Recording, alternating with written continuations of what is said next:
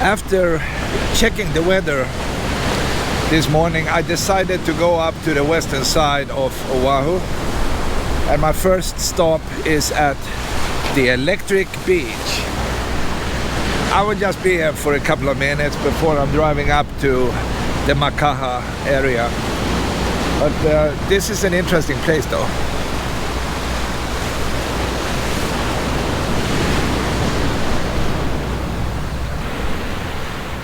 The ocean is carving away this land piece by piece.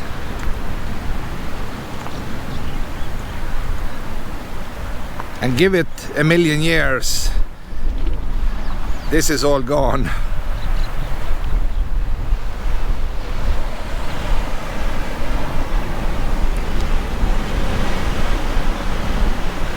The power of nature is incredible.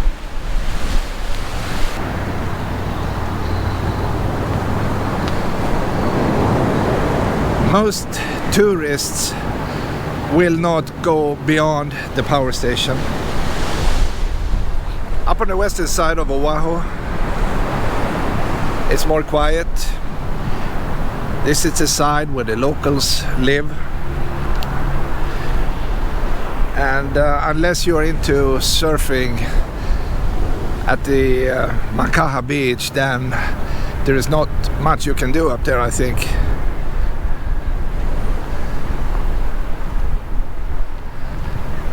But don't get me wrong, the beaches are the very best up the coast.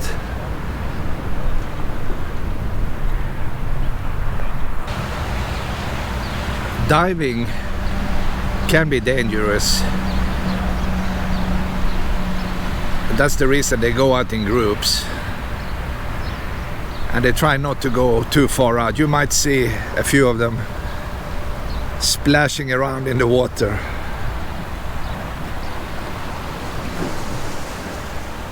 And I see a guy, he's walking up from the water, so let's go closer.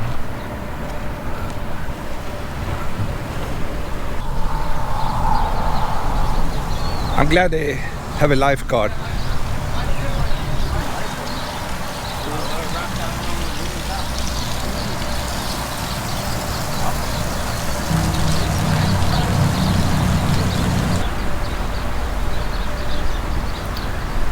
I suspect they paid to be out in the water.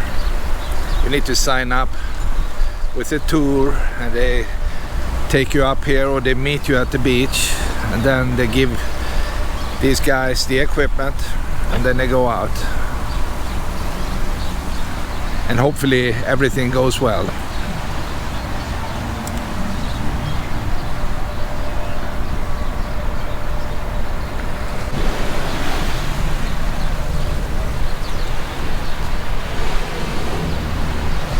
This is the gear you need if you go out.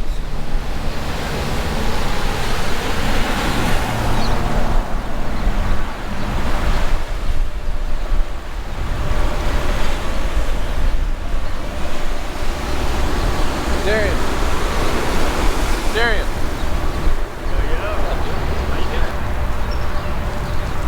By the way, before I forget, the official name is not the Electric Beach.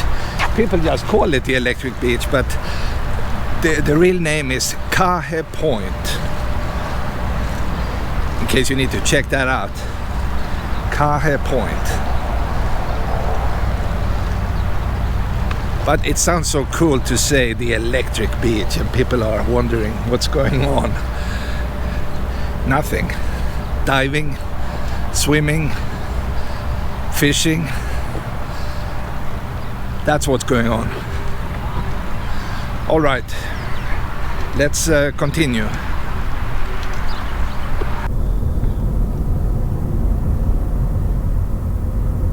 We are soon leaving Maili and the mighty Leeward Valley is on the other side. It's a big valley.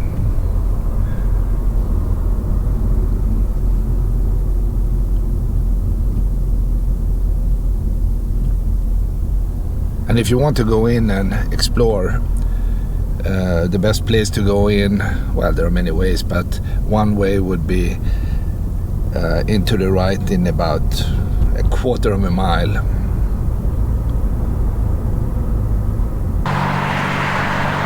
I am still in Waianae after circling around because of a Christmas parade.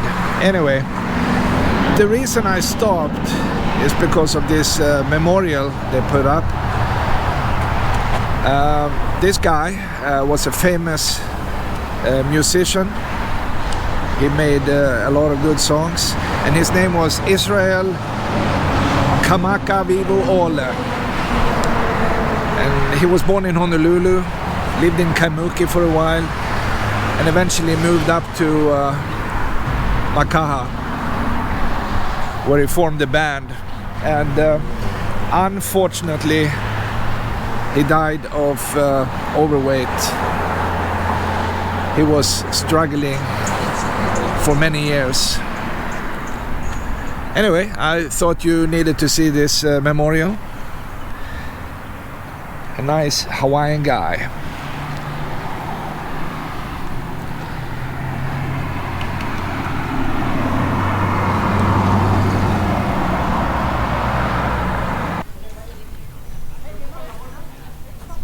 The Waianae small boat harbor is rarely crowded.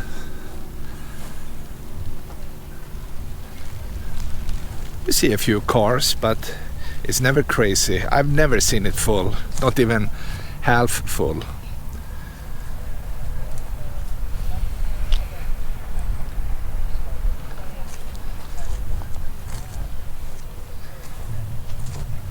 But sometimes you don't want to see a jam-packed harbor, right? I mean, it's simply too many people. But this one is nice. Oops.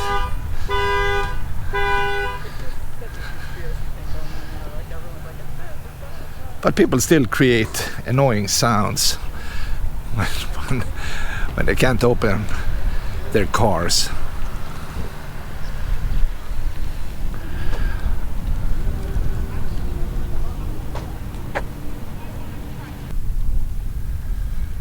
Maybe I should sign up and take a tour. That would be fun. I think the best time of the year to go out would be after maybe January, when the whales are everywhere in these waters. So between February and late March, maybe April, you can see a lot of humpback whales if you're lucky.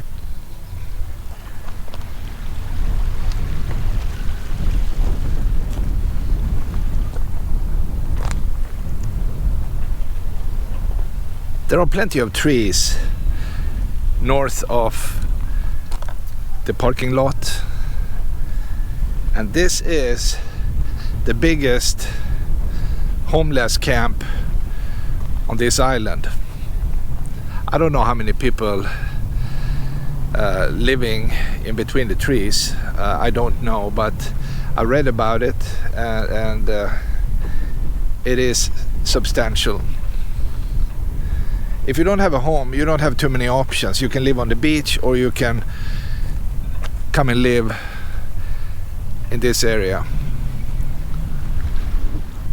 They gave this a name. They call it the Pu'uhonua o Waianae, which means a place of amnesty. And that goes back hundreds of years in Hawaiian tradition. They had places where people could go to if they committed, say, a crime, and they could stay there for a while and then be released back into society. That was abolished a long time ago though, but I'm just letting you know. I finally arrived to Mākaha.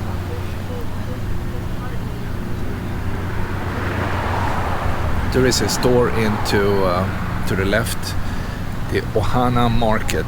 It's a nice little place where you can buy what you need for for the day. And let's call this the downtown area.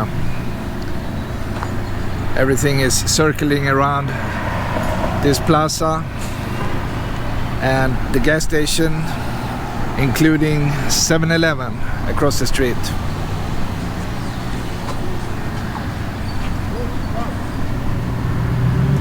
And if you have time, you can always drive into the big valley. If you come to the end, you will be surprised, but there are fancy homes deep inside this valley.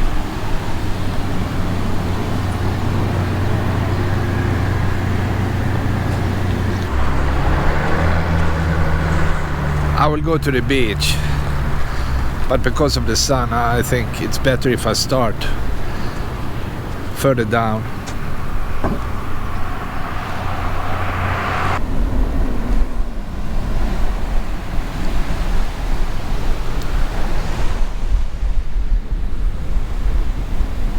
You have seen better beaches. This area is full of trash. It's trash everywhere. From Spam cans to tuna cans, paper, plastic, and everything else. It's not what you want.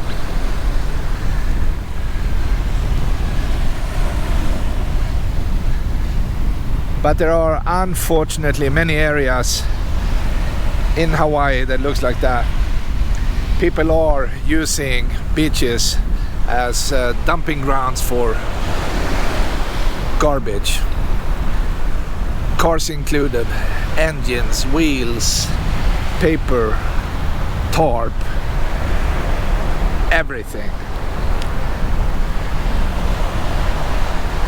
I wish it didn't happen, but what can you do, right? Anyway, you're looking at the hotel and this sea cliff. Then you know you arrived. I'm not sure what they call the hotel, but if I remember correctly, it was the Hawaiian Princess. I don't know. It's an ugly building, but it's a landmark.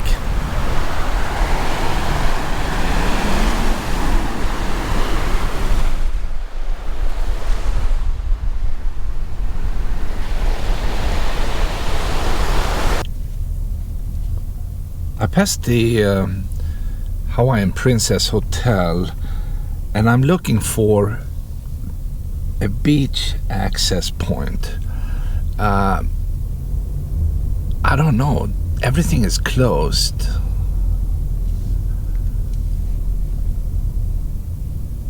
And this is a fancy neighborhood on the beach. Yeah, the beach is 100 yards down to the left.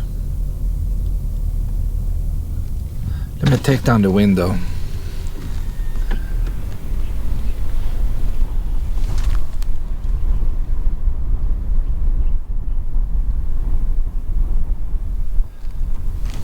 It's a super nice area.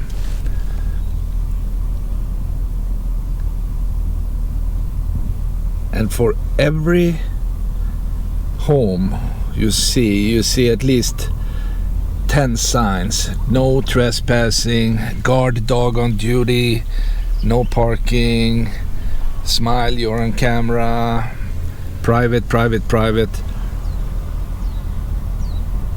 And that's life in Hawaii. It's depressing. I understand, I mean, it's too many people probably running around. There used to be a pathway next to the hotel, but they closed that as well. And that happened last year, I think, or maybe this year.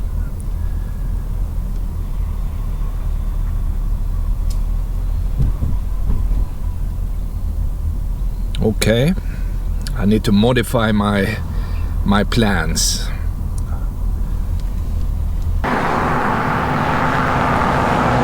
I was lucky because I found access down to the beach.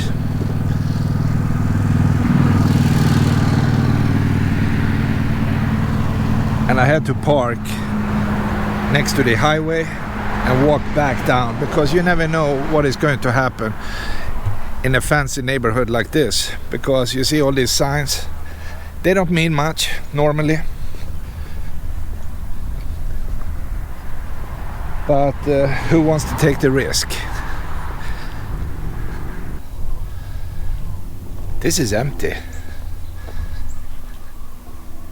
It's also for sale. That's interesting. All I need is $2 million, then I can buy it.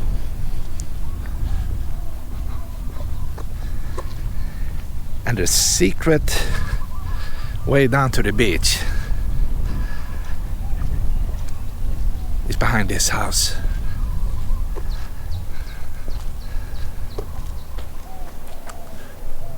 Wow. Let's go down.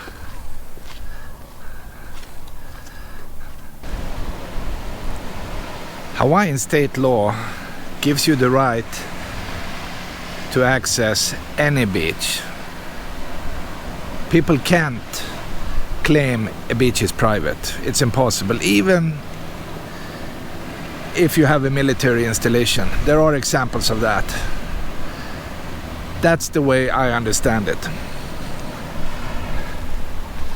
And today there are a few sea turtles on the beach. The first one is the smallest, then they get bigger, and the big one is at the end. And I think there is another one all the way on the other side. This is nice.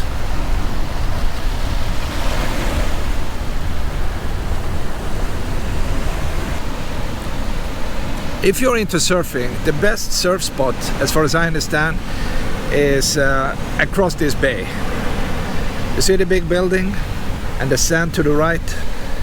That's the place. And I will be there in a few minutes. I just had to go down to this unknown beach for the first time.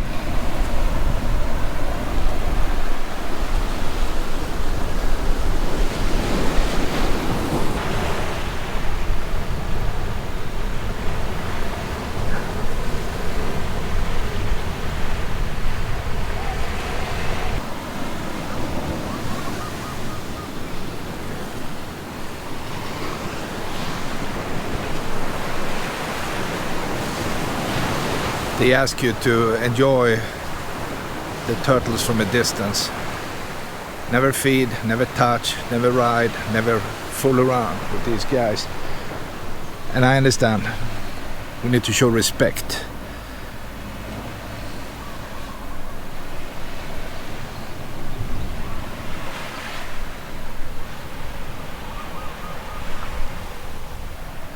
Oh, there is another turtle looking down at the sand.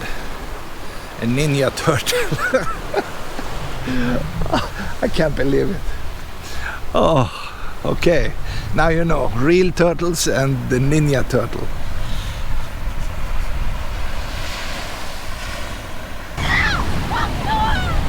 I finally parked at the northern part of Mākaha, and this beach is great if you're into surfing or boogie boarding,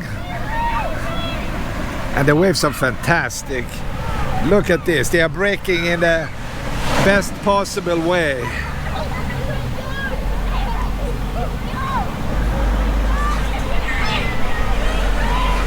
Wow. I think many of the kids living in the area, they are expert surfers.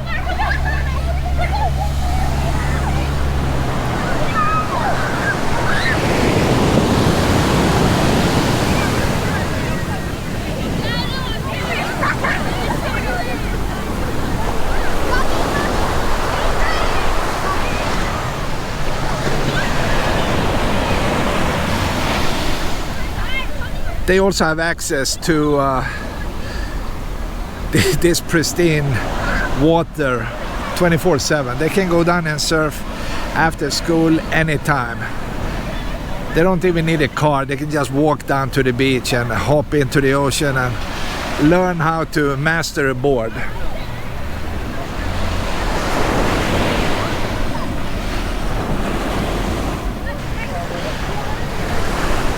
The lifeguards, they are ready to hop in and rescue people anytime. And things happen. The ocean is wild.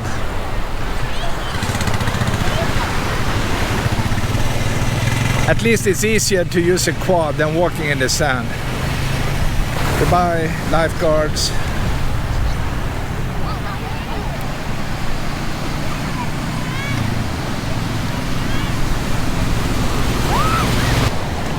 This is a nice tower.